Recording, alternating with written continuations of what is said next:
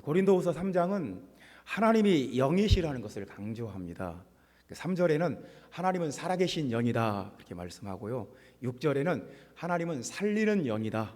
그리고 18절에는 영광의 영이다 그렇게 말씀을 합니다.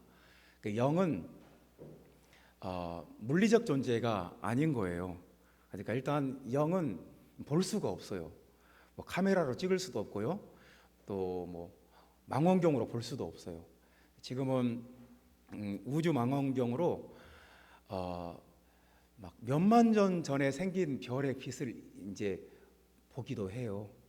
그러니까 몇만 년 전에 생긴 별인데 그 너무나 멀리 떨어져 있어서 그 빛이 여기까지 오는데 한 몇만 년이 걸린 거예요.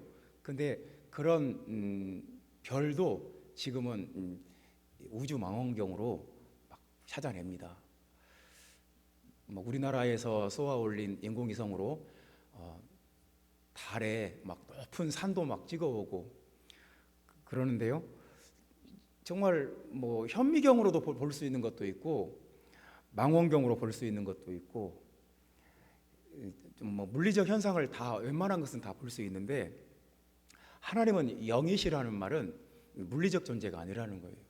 물리적으로 이렇게 몸무게를 잰다거나 볼 수 있다거나 키를 잰다거나 이렇게 할 수가 없는 분이다. 영이시다라는 것을 강조합니다. 그런데 이제 두 가지예요. 하나님은 영이시다 그러면 이제 무시해 버리는 사람이 있어요. 하나님 없다. 하나님은 존재하지 않는다. 내 눈에 안 보이지 않냐? 이렇게 나와버리면 이제 그런 사람하고는 수준이 안 맞아서 할 말이 없어요. 그러니까 하나님은 영이신데 우리 눈에 보이는 것보다 더 확실한 실제예요. 하나님은 영으로 성령으로 지금도 이 자리에 우리와 함께 계시는데 이제 거기에 대해서 우리가 그 하나님 무시해 버릴 수도 있어요. 없다. 나 인정하지 않는다. 하나님이 있다고 생각하지 않는다.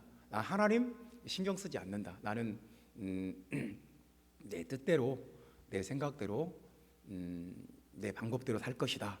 그렇게 할 수도 있습니다. 그래서 이제 본문에 영이신 하나님을 이제 인정하지 않는 사람들, 영이신 하나님을 거부해 버리고 영이신 하나님, 살리는 하나님을 부정하는 사람에 대해서 본문이 말씀을 해요.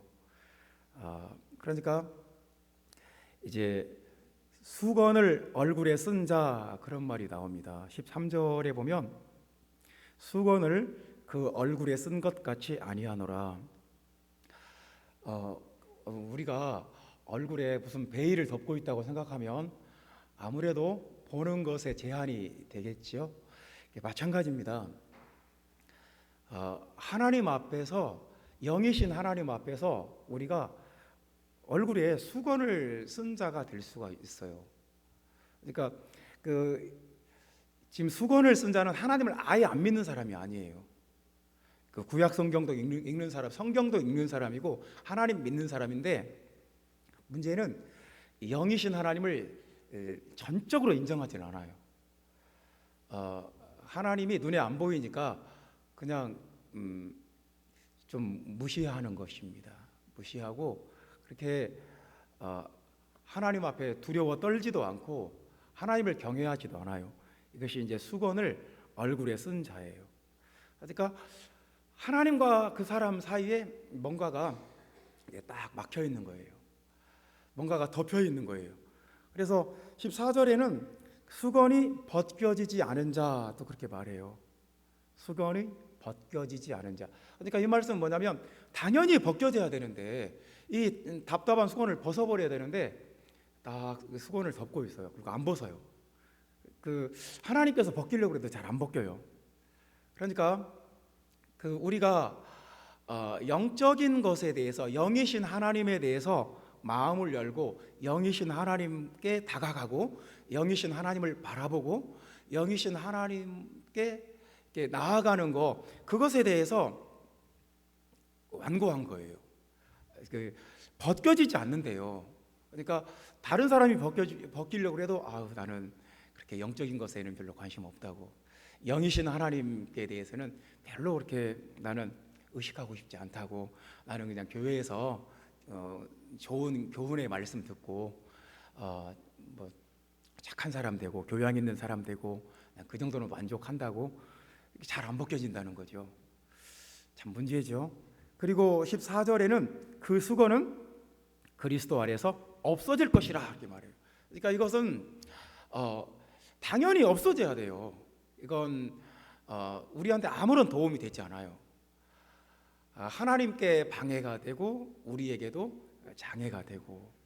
그리고 이제 15절에는 수건이 그 마음을 덮은 자라고 또 말해요. 그냥 계속 반복되는 말씀 같은데 15절에는 오늘까지 모세의 글을 읽을 때에 수건이 그 마음을 덮었도다.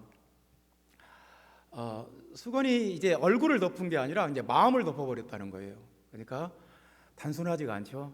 그 사람의 얼굴만 덮은 게 아니에요. 그 사람의 마음도 덮었고 결과적으로 그 사람의 영적인 시야를 가려버렸어요. 그래서 이제 본문은 영이신 하나님은 살리는 영이고 살아계신 영이고 영광의 영인데, 그 영이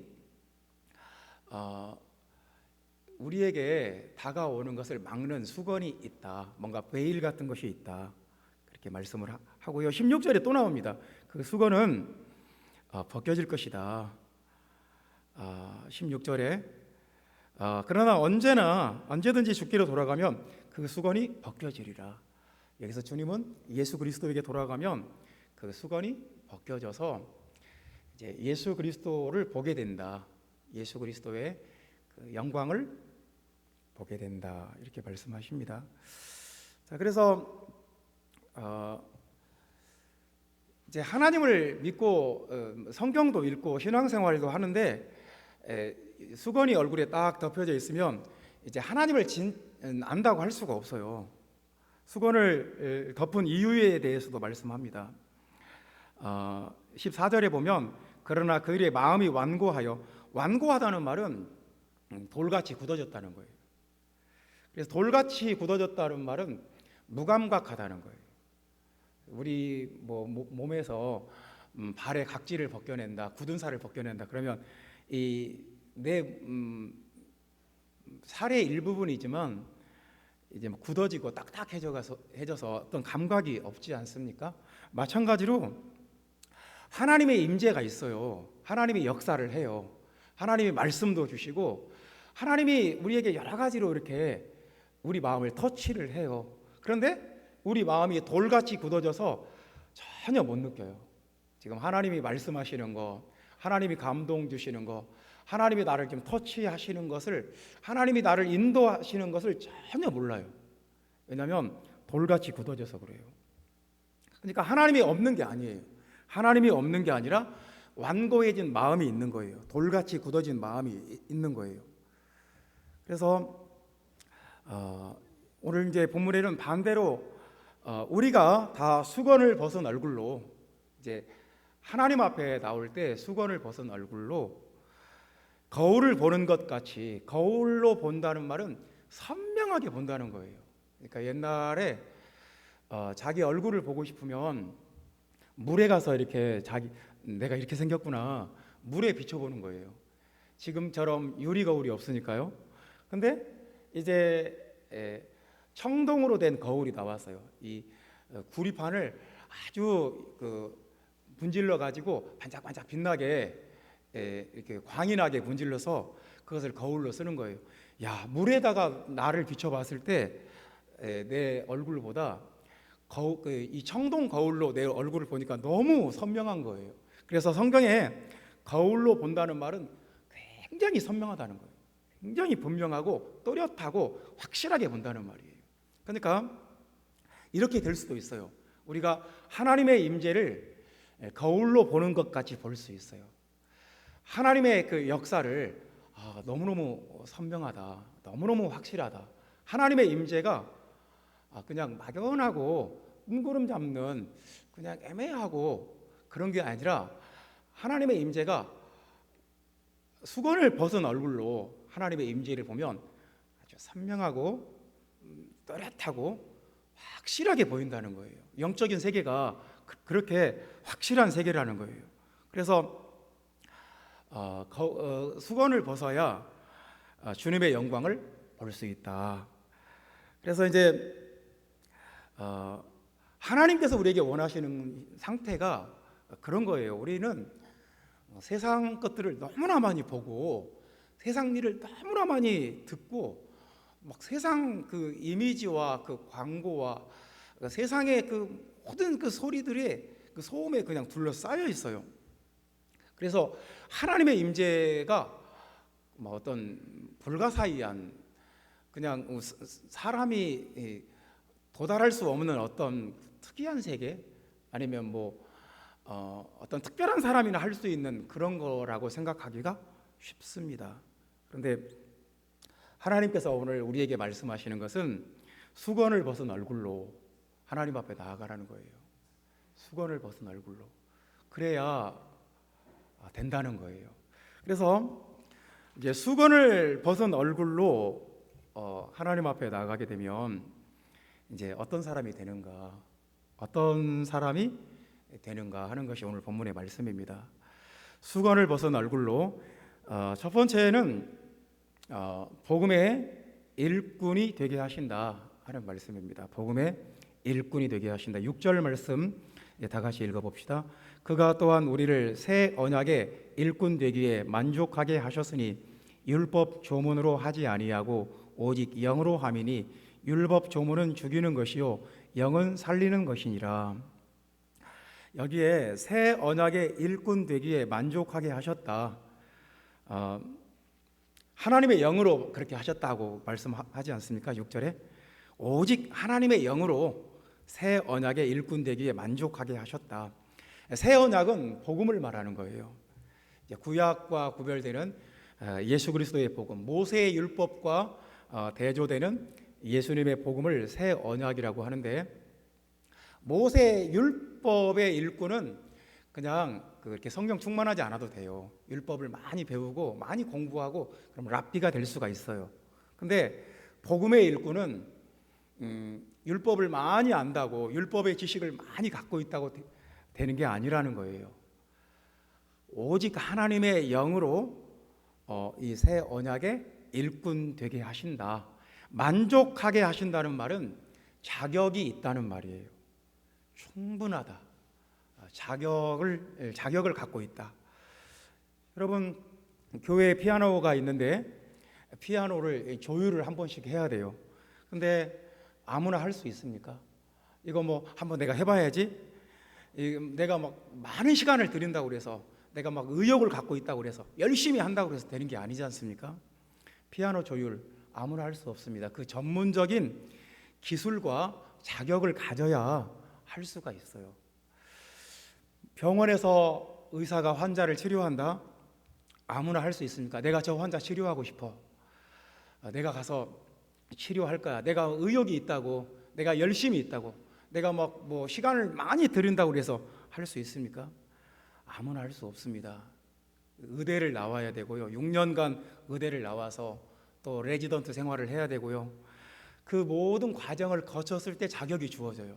자격을 가진 사람만, 국가에서 공인된 자격을 가진 사람만 치료할 수 있고 살리는 일을 할 수가 있어요. 자동차가 고장났어요. 자동차를 수리한다. 이 고장난 자동차를 고치는 것 시간을 많이 들이면 할 수 있습니까? 열심히 하면 됩니까? 그렇지 않습니까? 그 전문적인 기술과 거기에 필요한 자격이 있어야 돼요. 모든 일이 그래요. 동네에서 머리 손질해주는 미용사도 자격증이 있어야 돼요. 자격증 따고 많은 경험을 가져야 그 일로 돈을 벌고 살 수 있어요.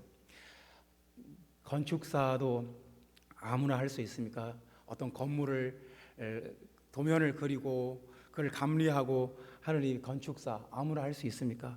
변호사 자격 없는 사람이 할 수 있습니까? 그렇지 않습니다. 모든 일에는 그 일에 전문적인 자격이 필요해요. 그 자격증이 있어야 그래야 충분해요. 자격증을 따고도 많은 어떤 과정을 거쳐야 그 일을 할 수 있는 충분한 자격이 생기는 거예요. 하나님 나라의 일꾼은 어떻습니까? 이 복음의 일꾼, 하나님 나라의 일꾼은 세상에서 가장 귀한 일꾼인데, 가장 중요한 사람인데, 교회를 세우고 복음을 전하고 하나님의 뜻을 이루어 나가는 사람인데 아무나 할 수 있습니까?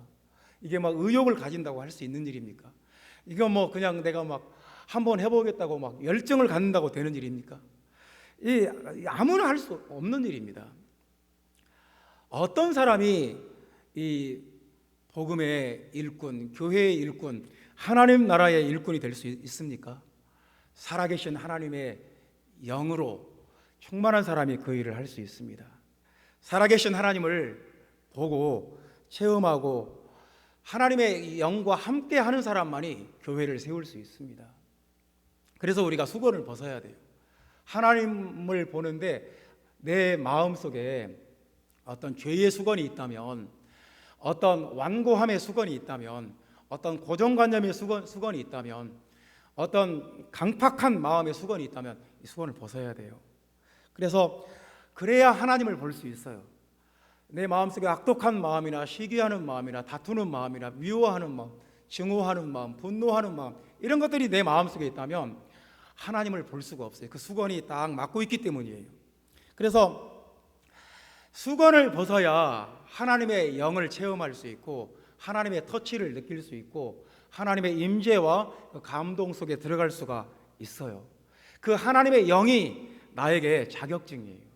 오늘 본문에 자격증이라는 말이 사실 있습니다. 3장 1절 말씀에 보면 우리가 다시 자천하기를 시작하겠느냐? 우리가 어찌 어떤 사람처럼 추천서를 너희에게 붙이거나, 이 추천서라는 말이 사실은 자격증이에요. 그러니까 이제 고린도 교회 안에 바울에게 당신 사도라는 자격이 있냐?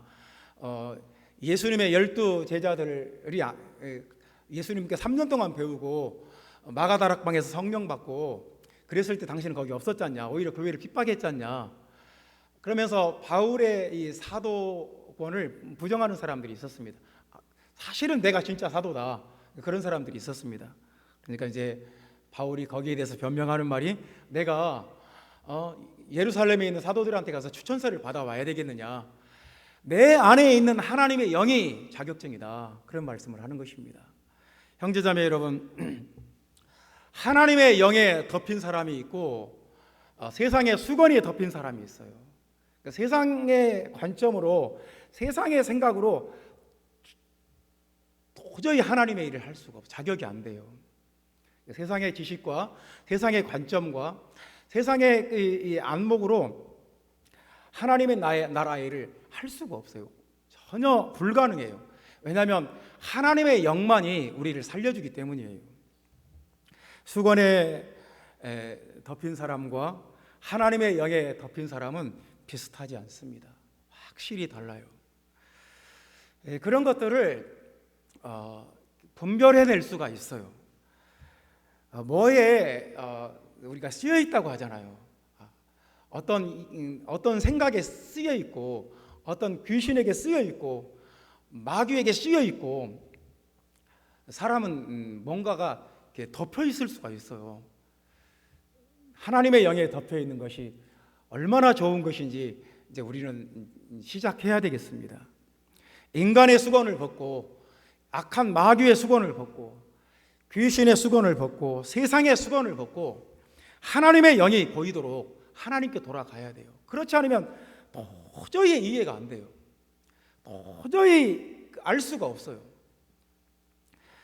하나님의 이 수건을 벗고 하나님의 영에 덮이면 기도하게 되고 성경을 읽게 되고 하나님을 간절히 찾게 돼요. 그 영적인 세계가 열려요. 형제자매 여러분, 수건을 벗어야 자격이 있어요. 수건을 벗어야 하나님 나라의 일을 할 수 있고 교회를 세워나갈 수가 있어요. 여러분 모두 수건을 벗은 얼굴로, 우리 모두 수건을 벗은 얼굴로 하나님 앞에 나아가는 은혜가 있기를 예수님의 이름으로 축원합니다. 두 번째 말씀입니다. 수건을 벗은 얼굴로 하나님의 영을 보는 사람은 어떤 사람인가? 17절 말씀에 이렇게 말씀합니다. 우리 다 같이 읽어봅시다. 주는 영이시니 주의 영이 계신 곳에는 자유가 있느니라. 아멘. 주의 영이 있는 곳에는 자유함이 있어요. 주의 영이 있으면 그 사람 마음의 자유함이 있고, 주의 영이 있으면 교회의 자유함이 있고, 주의 영이 있으면 가정의 자유함이 있어요. 인류의 역사는 자유를 향한 여정이에요. 그래서 지난주에도 백령도 서해 북방 한계선으로 자유를 찾아서 두 가족이 목숨 걸고 내려왔어요. 그건 뭐 정말 그 목숨을 걸은 거지요. 자유가 그렇게 소중한 거예요. 우리는 노동으로부터 자유를 얻기 위해서 건설 장비들을 만들고요, 우리를 가사 노동으로부터 자유롭게 하기 위해서 여러 가지 가전제품들을 막 만들어냈고요. 아마 10년 안에 집집마다 로봇가 하나씩 있을 거예요. 그래서 설거지도 다 해주고, 빨래를 세탁기에 넣고, 꺼내다가 개고, 또 내가 말하면 말대답도 해주고, 또 가서 커피 타와라 그러면 커피도 타오고, 가서 요리해라 그러면 요리도 하고, 또 자동차에서 운전도 다 해주고 그럴 거예요. 지금은 이미 우리가 어디 가서 로봇이 타주는 커피를 타서 마셔봤잖아요. 그러니까 이런 모든 것들은 뭐예요? 인간의 자유예요. 가사 노동으로부터 그 반복적이고 인간의 그 끊임없는 가사 노동, 집을 치워도 끝없이 할 일이 있고, 청소를 해야 되고, 그 가사 노동 하다가 막 손에 관절염 걸리고 무릎 아프고, 그러니까 이런 끊임없이 반복되는 이 가사 노동으로부터 인간을 자유롭게 할 필요가 있어요. 그래서 아마 10년 안에 이제 우리는 운전도 안 할 거예요. 모든 걸 다 이제 해줄 거예요. 질병으로부터 우리는 자유해야 돼요. 질병은 우리를 병들게 하고 죽게 하고, 우리를 막 인간 이하의 어떤 존엄성을 떨어뜨리기 때문에, 그래서 끊임없이 의료 기술이 발달하고 의료 지식이 발달하고 새로운 약품과 물질들이 계속 개발되고 있어요. 무지로부터 우리는 자유해야 돼요. 우리는 알아야 돼요. 모르면 우리는 자유할 수가 없어요. 그래서 막 인공지능이 나왔고요, 뭐 검색 기능이 막 포털 사이트에 가서 우리는 뭐든지 검색만 하면 다 알 수 있고요. 이제는 뭐 인공지능에게 물어보면 정말 대학 교수가 설명해 준 것보다 더 잘 설명해 주고, 의사가 얘기해 주는 것보다 더 정확하게 얘기를 해주고, 변호사보다 더 정확하게 어떤 법률 지식들을 얘기를 해주고요. 놀라운 세상이에요. 이 모든 것들이 인간을 자유롭게 하기 위한 거예요. 자유가 그렇게 중요해요. 우리는 자유해야 돼요. 자유하지 않으면 우리는 산 것이 아니에요. 네, 한번 생각해 봅시다. 육체의 자유 굉장히 많이 향상되고 많이 발달하고, 그런데 마음의 자유는 어떻습니까? 그 옛날에는, 제가 어렸을 때는 우울증, 공황장애, 불면증, 불안장애 이런 말이 굉장히 특수한 사례였어요. 그런 게 별로 없었어요. 불면증이 왜 생겨요? 하루 종일 일하고 밤에 오면 그냥 머리를 땅에 대면 그냥 잠자기 바빴어요. 아침에 일찍 나가서 또 일해야 되고. 그런데 이런 정신적인 문제가 굉장히 심각한 사회 문제가 되고요, 이제 마음의 자유가 없어서 이런 모든 것들이 생겨요. 불안장애가 생기고요, 우울증이 생기고, 공황장애가 생기고. 그래서 극단적인 선택을 하기도 하고, 또 심각한 사회 문제가 되기도 해요. 어떤 과거의 상처나 나쁜 기억으로부터 우리는 자유해야 돼요. 옛날에 내가 상처받았던 거, 힘들었던 거, 이 기억에 꽉 사로잡혀서 벗어나지를 못해요. 제발 그것 좀 떨쳐버렸으면 좋겠다. 제발 그 상처로부터 네가 좀 자유로워졌으면 좋겠다. 근데 갈수록 사람들의 이 마음의 자유가 없어요. 육체는 엄청나게 자유로워졌는데, 편해졌는데, 사람의 마음은 그렇지 않아요. 오히려 더 심각해진 것 같아요. 이제 이런 모든 것들이 보편적인 현상이 되어버렸어요.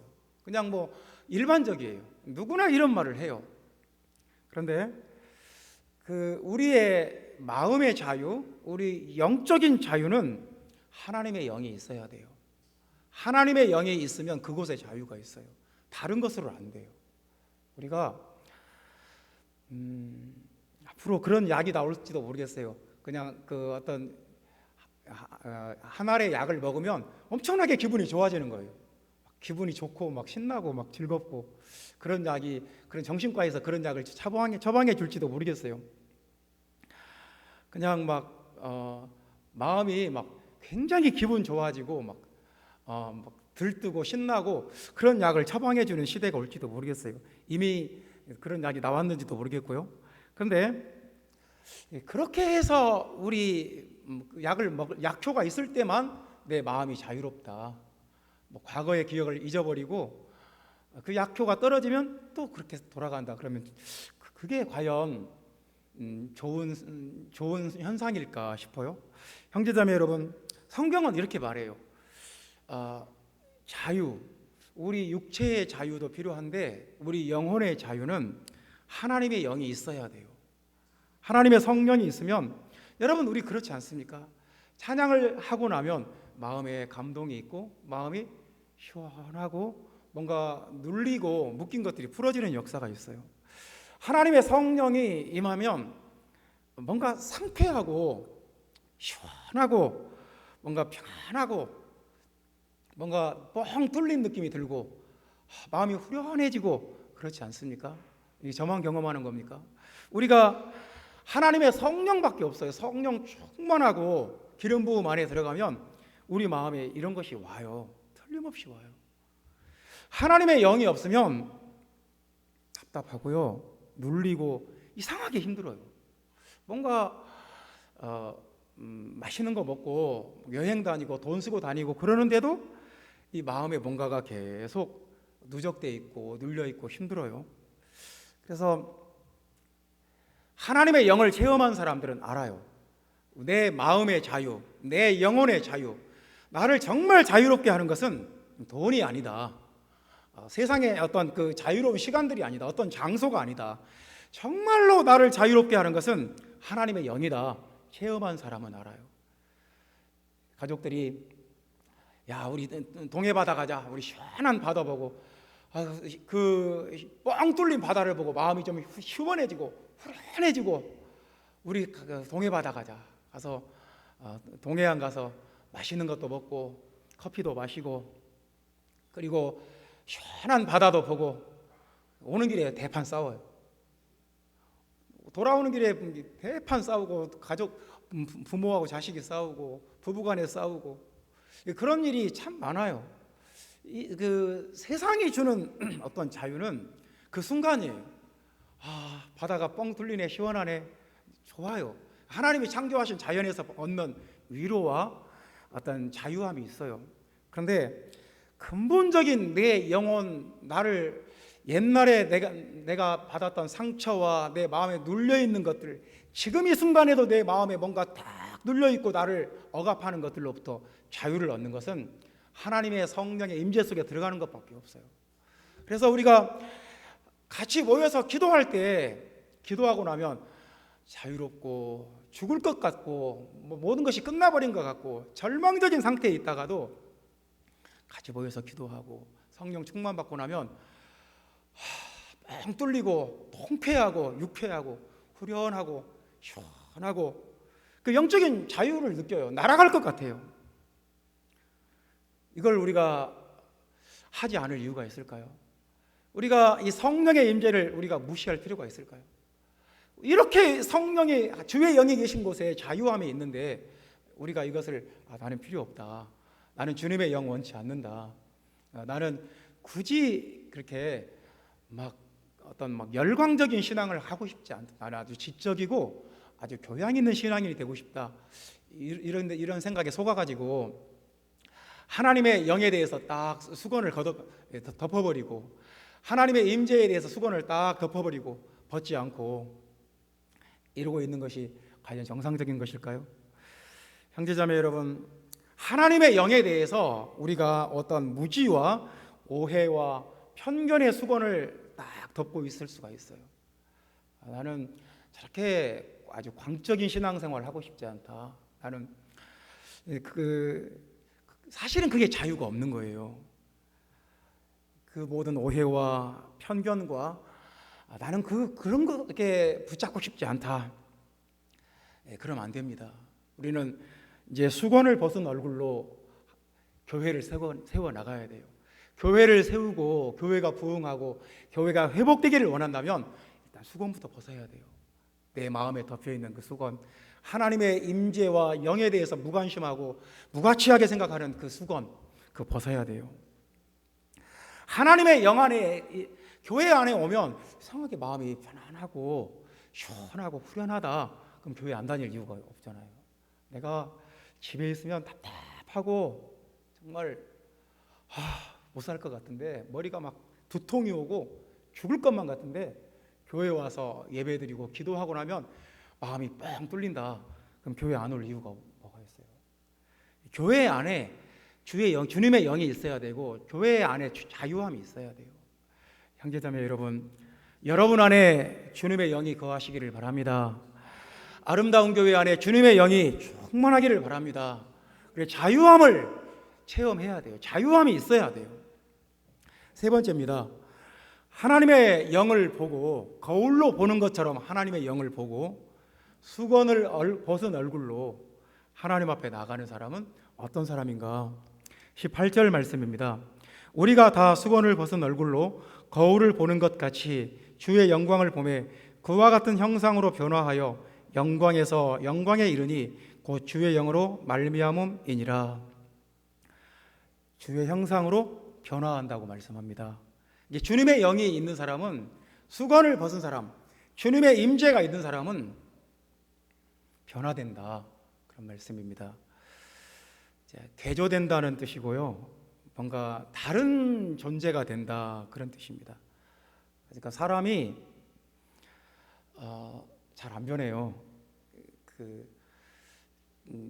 어릴 적 버릇이 죽을 때까지 가요. 사람이 변화되기처럼 힘든 것이 없어요. 어떤 사람에게 가장 기대하기 어려운 일이, 일어나기 힘든 일이 변화되는 거예요. 사람이 그 사람의 그 성격이나 그 나쁜 그 죄나 어떤 그 습관이나 정말 안 변해요. 그래서 이제 그런 말을 하는 거예요. 죽어야 끝나지. 안 변해요, 사람이. 그렇게 뭐 정말 평생을 설교를 하는 사람도 안 변하고요, 평생을 하나님 말씀 듣고 은혜 가운데 사는 사람도 잘 안 변해요. 그 변화되지 않는 사람, 그리고 세상 경험이 계속 쌓여서 자기 아집과 고집만 이제 강해져요. 이 사람이 가장 힘들어요. 세상에서도 우리가 그런 사람 싫어하잖아요. 직장에 갔는데 그냥 막 이제 퇴직할 때 다 됐는데 그냥 세상에 그 직장에서 요령만 들었어요. 그냥 요령만 들고 전혀 거기서 자기 발전과 자기 학습과 어떤 변화가 없었던 거예요. 그런 사람이 직장 상사로 있다 죽는 거예요. 그냥 숨을 못 쉬어요. 너무너무 힘들게 하거든요. 그냥 자기는 미꾸라지처럼 빠져나가면서 밑에 사람 괴롭히는 것은 지금 도사예요. 가장 골치 아픈 사람이 그런 사람이에요. 정말 하나님 나라에서도 가장 힘든 사람이 변하지 않는 사람이에요. 변하지 않고 꿈쩍도 안 해요. 절대로 변하지 않아요. 하나님 나라에 아무런 도움이 안 되고 오히려 장애가 돼요. 그래서 하나님 나라에 필요한 사람은 자꾸 변화되는 사람이에요. 이거 내가 몰랐구나, 내가 부족했구나, 내가 실수했구나, 내가 잘못했구나, 이건 내가 틀렸구나, 자꾸 인정하고 자꾸 배워나가는 거예요. 그렇게 변화되는 사람이 진짜예요. 근데 하나님의 영이 18절 마지막 부분에 그렇게 말씀하지 않습니까? 곧 주의 영으로 말미암음이니라. 변화가 어떻게 일어나냐? 사람이 자기 허물을 몰라요. 자기는 다 옳고 남들은 다 잘못됐다고 생각하기 때문에 변화가 안 돼요. 근데 하나님의 영은 우리를 변화시켜요. 하나님의 영이 우리 안에 있으면 우리가 변형돼요. 바뀌어요. 다른 사람이 돼요. 그래서 하나님의 영이 그 사람 안에 있는지 없는지 어떻게 아냐면 변화되는 것 보고 알 수 있어요. 자꾸 수건을 벗은 사람은 주님의 영이 역사하기 때문에 주님의 영이 그 사람을 바꿔요. 사람의 고집과 사람의 그 생각은 잘 안 바뀌어요. 정말 힘든 게 그거예요. 사람의 생각을 바꾸는 것처럼 힘든 일이 없어요. 자기 아집과 자기 완고함의 수건이 딱 덮여 있으면 절대로 변화되지 않아요. 근데 수건을 벗고 거울로 보는 것처럼 하나님의 영을 보게 되면 변화돼요. 왜냐하면 주님의 영광을 보게 되기 때문이에요. 주님의 영광을 보면 나도 저렇게 돼야 되겠다. 나도 저렇게 돼야 되겠다. 나도 꼭 저렇게 돼야 되겠다. 우리가 어떤 사람이 되게 동안이고 되게 막 건강해 보이고 날씬하고 그러면 부럽지 않습니까? 나도 저 사람처럼 저렇게 동안이었으면 좋겠다. 나도 저 사람처럼 저렇게 건강해 보였으면 좋겠다. 저렇게 날씬하고 건강했으면 정말 좋겠다. 왜냐하면 막 얼굴이 동안인데다가 또 몸도 날씬하고 건강하고 막 아주 건강미가 막 뿜뿜한다. 그러면 그 사람에게서 나는 영광이 있어요. 저 사람처럼 되고 싶다. 부럽다. 좋겠다. 그렇게 되지 않습니까? 근데 하나님의 영광을 수건을 딱 이 완고함과 이 아집의 수건을 딱 벗고 하나님의 영광을 보게 되면 저렇게 되고 싶다. 그 생각이 드는 거죠. 그래서 저한테는 그런 사람들이 있어요. 나도 저 목사님처럼 되고 싶다. 그렇게 느끼게 만드는 분이 있어요. 그분에게서 하나님의 영광을 봐요. 어렸을 때 저를 가르친 집사님이 계신데 그분하고 대화를 하면 나도 저분처럼 돼야지 그런 마음이 들어요. 왜냐하면 예수님의 형상이 그분한테 있어요. 그러면 정말 꼼짝을 못하는 거예요.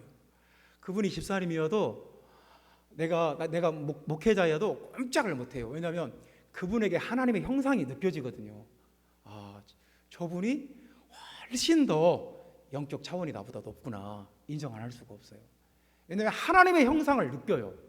그분에게서 그분의 말과 그분의 그 살아오는 방법에서 하나님의 그 영광스러운 형상이 느껴져요.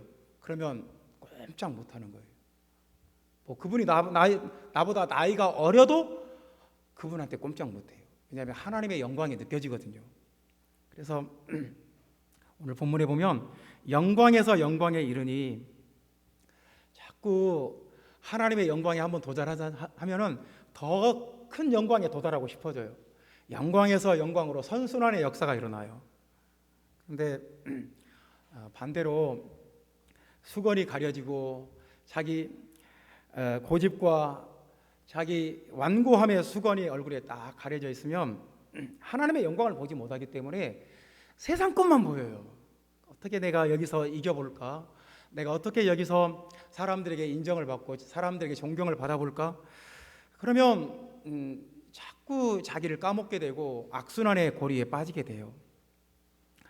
영적 세계의 모든 것이 하나님의 영에 달려 있어요. 하나님의 영이 있냐 없냐 사활이 여기에 걸려 있어요. 교회가 부흥하냐 못하냐 하나님의 영에 달려 있어요. 모든 교인들이 수건을 다 벗고 하나님의 임재가 충만해요.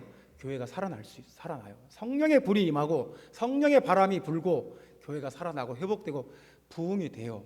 근데 모든 교인들이 다 목회자부터 모든 교인들이 딱 수건을 얼굴에 딱 덮어놓고 하나님의 임재에 관심이 없어요. 자기 마음속만 들여다보고 자기 생각 속에서 빠져나오질 않아요. 그러면 어떻게 하나님이 역사하겠어요? 죽고 사는 것이 하나님의 영에 달려 있어요. 우리가 죽고 사는 것이, 내 가정이 죽고 사는 것이, 내 자식들이 죽고 사는 것이, 우리 교회가 죽고 사는 것이 사활이 걸려 있어요. 하나님의 영에 달려 있어요. 하나님의 영이 있느냐 없느냐가 중요해요. 그러려면 내 수건을 벗어야 돼요. 수건을 벗은 얼굴로 하나님의 임재를 거울로 보는 것처럼 확실하게 보게 되고, 그런 사람은 하나님의 일꾼의 자격이 있어요. 하나님의 교회에서 일할 수 있어요. 하나님의 교회를 세워나갈 자격이 있는 거예요. 충분해요. 수건을 벗은 얼굴로 하나님의 임재를 선명하게 보는 사람은 자유함이 있어요. 그 마음에 자유함이 있고 평안함이 있고 후련함이 있고 시원함이 있어요. 수건을 벗은 얼굴로 주님의 임재 속에 들어가는 사람은 변화돼요. 자꾸 새 사람이 되고 그 사람의 인품과 성격과 그 사람의 습관이 변해요. 수건을 벗은 얼굴로 주님 앞에 나아가는 아름다운 교회 형제자매 여러분 되시기를 예수님의 이름으로 축원합니다. 기도하겠습니다.